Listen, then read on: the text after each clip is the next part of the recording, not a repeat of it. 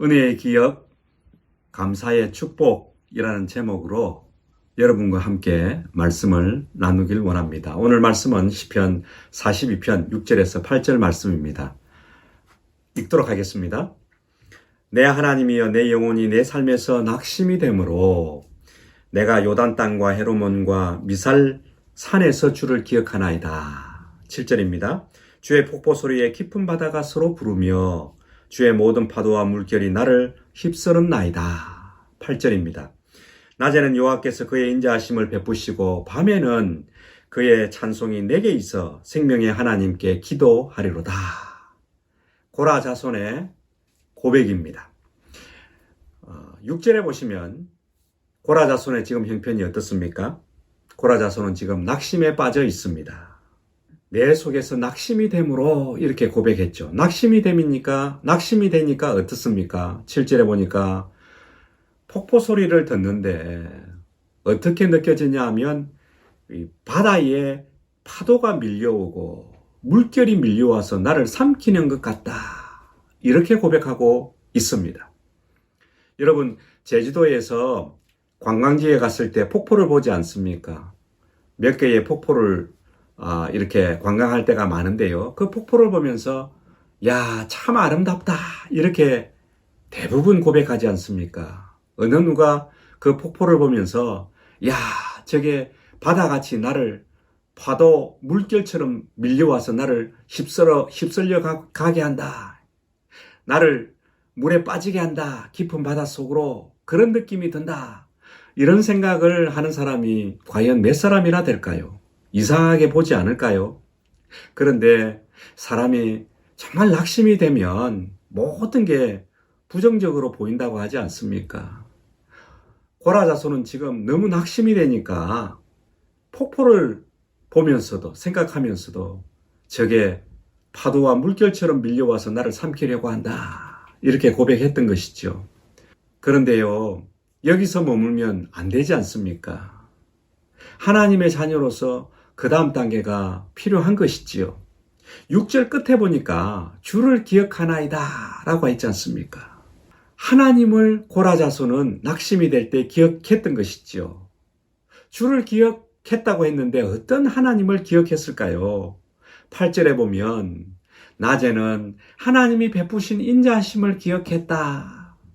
밤에는 그의 찬송을 생각하면서 그의 찬송이 내게 있었던 것을 기억했다. 그래서 내가 하나님께 기도할 수 있다. 이렇게 고백하지 않습니까? 여기서 중요한 키포인트가 있죠. 중요한 사실 하나.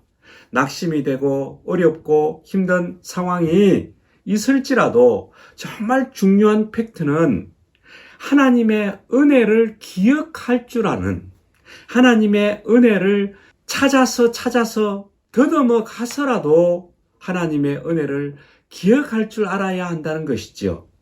하나님의 은혜를 기억할 때 하나님이 베푸신 그 은혜가 내 가슴 속에 밀려들게 되는 것이지요. 그러면 어떻게 됩니까? 그 하나님의 은혜가 기억됨으로 말미암아서 오히려 내 마음은 따뜻해지게 되는 것입니다. 오히려 내 마음은 기쁨으로 가득 차게 되는 것입니다. 오히려 내 마음은 잔잔한 미소가 밀려들어서 참으로 표정이 맑아지고 밝아지게 되는 것이지요. 그때 결국 무엇이 터져 나올까요? 하나님 감사합니다. 하나님의 은혜입니다. 감사로 하나님께 받은 그 축복을 나누게 되는 것이지요. 그래서 은혜의 기억을 되살릴 때 감사의 축복이 임한다.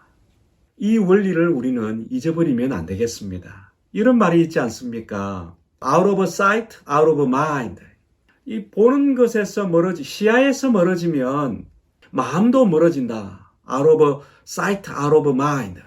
근데 저는 이렇게 말하고 싶습니다. Out of good memory, out of thanks. 좋은 선한 은혜, 좋은 기억에서 멀어지면 감사에서도 멀어진다. 그래서 하나님 베푸신 그 은혜를 잠잠히 기억하는 시간, 더듬어서라도 찾아서라도 그 은혜를 기억하는 시간이 우리에게는 필요한 것이지요. 왜냐하면 그때 우리 마음은 따뜻해지고 기쁨이 있고 감사로 가득 차게 되는 것입니다. 시편 42편 3절에 코라 자손이 사람들로부터 듣는 게 있었죠. Where is your God? 너의 하나님은 어디 있냐? 이것은 조롱조에 놀리는 말이었습니다. 사람들로부터 그런 말들을 계속 들으니까, 조롱을 당하면서 들으니까 기분이 상했죠. 나빴죠. 낙심이 되었죠. 힘이 들었죠. 그래서 눈물까지 났던 고라 자손이었습니다. 마음이 상했다라고 기억하고 있지 않습니까? 처음에 서두에 얘기했듯이 사람이 살아가면서 낙심이 되고 불안하고 힘들고 어려운 상황 언제든지 있지요. 그런데 그 상황에서만 머물게 된다면 네거티브 마인드, 부정적인 마음들, 부정적인 생각들이 나를 사로잡으니까 감사가 나올 리 만무합니다. 여러분, 창세기에 가인 아시잖아요. 첫 살인의 주인공이 가인이라고 하잖아요. 그 가인이 어땠습니까? 하나님 앞에 예배를 드렸습니다. 재물을 하나님 앞에 가지고 하나님 앞에 나아가서 예배를 드렸죠. 그런데 하나님께서 받으시지 아니하셨습니다. 왜요? 가인이 자기 방식대로, 자기 하고 싶은 대로 예배 드렸거든요. 그 예배 드리면 끝인 줄 알았습니다. 예배 드리면 그걸로 다 된 줄 알았습니다. 그런데 하나님께서 받으시지 않은 예물을 드렸으니, 하나님이 원치 않은 예배를 드렸으니 문제가 있었던 것이죠. 우리도 참 조심해야 합니다. 그냥 예배 드리는 시간 거기 가서 앉아서 나오면, 행사처럼 매주 나아가서 앉아서 행사 드리고 나오면 그걸로 만족한다, 그걸로 되었다, 다행이다, 이렇게 생각하면 안 되는 것이죠. 정말 하나님 마음에 합당한 예배, 하나님 마음에 받아들여질 만한 예배로 우리의 마음이 준비되어져서 나아가는 게 필요하지요. 예배 속에서. 그래서 늘 우리 마음을 준비하면서 하나님 앞에 나아가는 예배가 참 중요한 것이죠. 그러나 가인은 그렇게 하지 않았습니다. 그냥 내 방식대로, 내 식대로 예배 드리면 그걸로 되지 뭐, 이렇게 생각하고 예배를 드렸는데 하나님은 받으셨지 않았습니다. 그러니까 기분이 나빴습니다. 나는 나 나름대로 했는데 그게 뭐 어때서? 그런데 하나님은 그게 아니야 라고 했으니 가인이 기분이 나빴죠.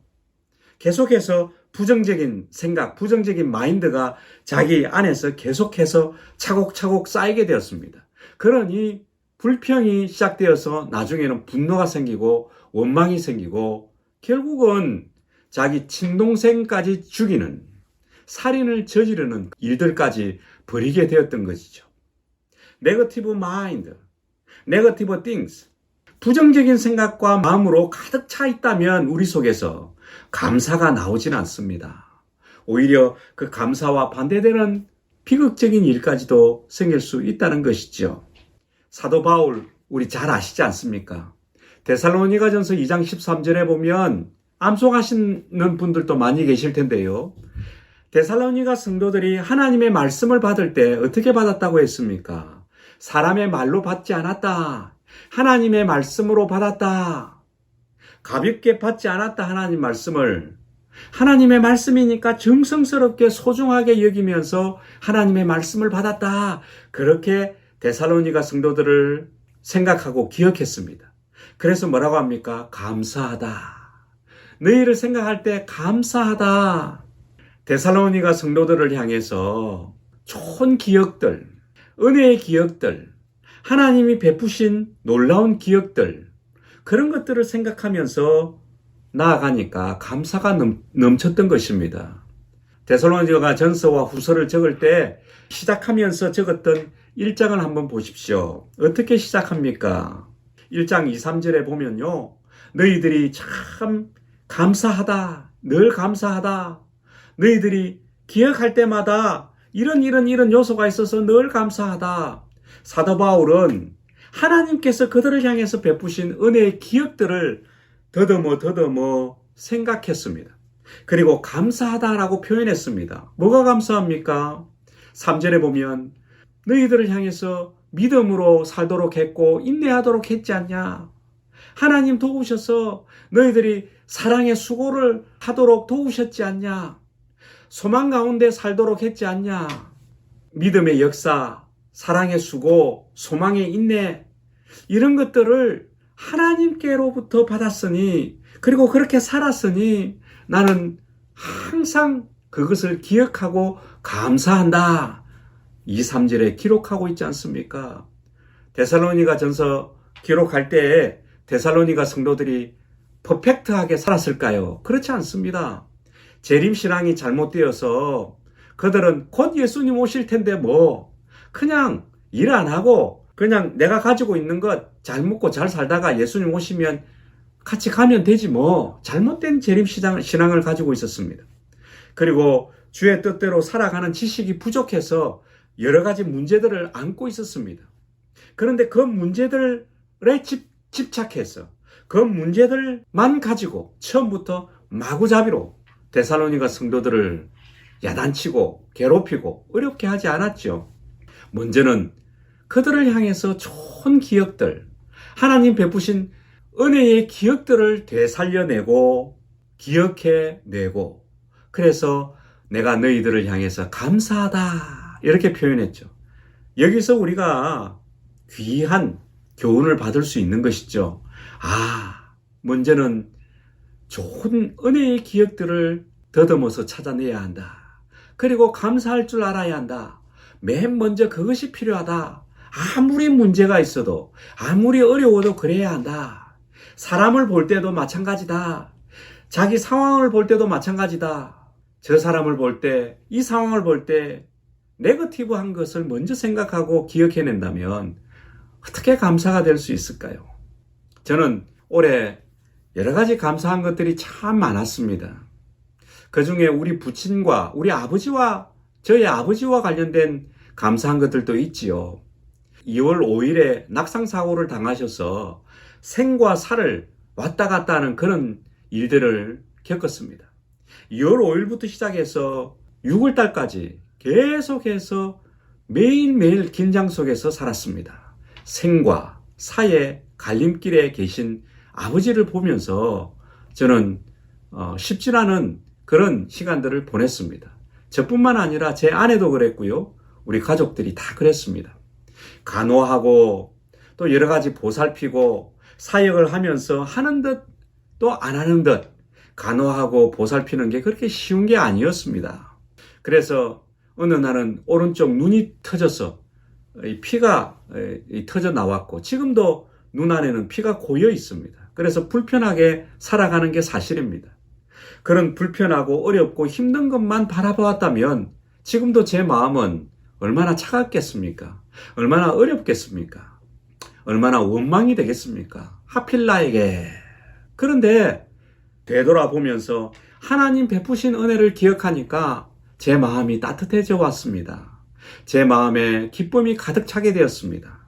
그리고 감사로 하나님 앞에 예배드리는 하나님을 찬송하는 그런 은혜의 시간들을 가지고 있습니다. 재정적으로 형제 자매들이 무슨 돈이 있기에 재정적으로 지원을 해주었고 또 기도로 후원을 해주었고 위로와 격려로 다가와 주었고 그래서 그 따스함 속에서 제가 참으로 차갑디 차가운 환경이었지만 따뜻하고 따뜻한 그런 시간들을 보낼 수 있었지요. 은혜의 기억들을 생각해내면서 요 며칠 전에 감사 제목들을 기록하면서 이런 일들이 있었구나. 너무 감사하다. 그래서 그들을 향해서 기도하게 되었고요. 제 마음은 너무나 하나님의 그 은혜 때문에 찬송으로 보답하는 그런 좋은 시간들을 가지게 되었습니다. 여러분, 은혜의 기억들을 더듬어서 찾아보시길 바랍니다. 그때 우리 마음은 따뜻해질 수 있습니다. 기쁨으로 다가올 수 있습니다. 사람을 향해서 상황을 향해서 지금 현재 어떻든지 간에 맨 먼저는 하나님 베푸신 은혜가 무엇일까 기억해 보시길 바랍니다. 이번 주간 감사 주간 아닙니까? 추수감사 예배가 있는 주간입니다. 이번 주에 한 해 동안 하나님 베푸신 은혜를 먼저 기억해 보시고 그것을 감사로 기록해 보는 시간들을 가져보시길 바랍니다. 우리의 마음은 그때 따뜻함으로, 기쁨으로, 또 밝은 미소로 잔잔히 찾아올 줄 믿습니다. 은혜의 기억은 감사의 축복임을 믿으시기를 바랍니다. 기도하시겠습니다. 아버지 하나님 감사합니다. 은혜의 기억, 감사의 축복이라는 말씀으로 함께 했습니다. 우리가 이 땅에 살아가는 동안에 여러 가지 많은 일들을 겪습니다마는 하나님께서 합력하여 선한 인도를 해주신 것들이 또한 얼마나 많은지 우리가 되짚어 보면서 기억해내는 것도 참으로 중요한 줄 믿습니다. 이번 한 주간 하나님 베푸신 은혜를 기억해보며 감사의 기록을 해보며 하나님께 찬송하고 찬양하며 감사의 기도를 올리는 시간을 갖기를 소망합니다. 그래서 우리의 마음이 새로워지고 따뜻함이 찾아오고 기쁨으로 새롭게 되는 놀라운 은혜가 임하는 축복의 시간 가질 수 있도록 하나님 도와 주시옵소서. 예수님의 이름으로 기도드립니다. 아멘. 이제 금요 기도 시간입니다. 함께 기도하면서 하나님을 향해서 풍성한 감사가 있고 또 찬송이 있고 우리의 간구 속에서 소망을 품는 놀라운 은혜의 기도 시간 되기를 축복합니다. 감사합니다.